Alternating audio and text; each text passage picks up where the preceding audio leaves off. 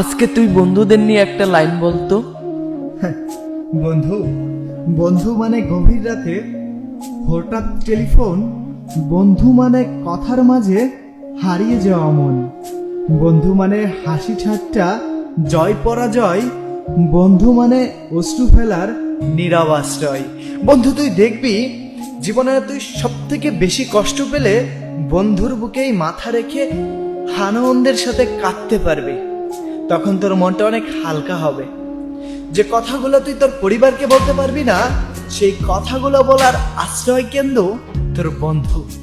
আর বন্ধু এমন হওয়া উচিত স্বার্থ ছাড়া বন্ধু। জীবনের হাসি খুশি খুঁজে পাবি তুই বন্ধুদের মধ্যে।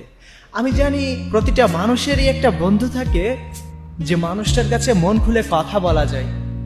জীবনে তো সমস্যা আসবেই, তো সেই সমস্যাকে ওভারকাম করার জন্য এমন কিছু বন্ধু চাই, যে বন্ধুগুলাকে গভীর রাতেও কল দিয়ে পাওয়া যায়, যে বন্ধুগুলাকে হাজারো ব্যস্ততার মধ্যে সবসময় ছায়ার মতো পাশে পাওয়া যায়।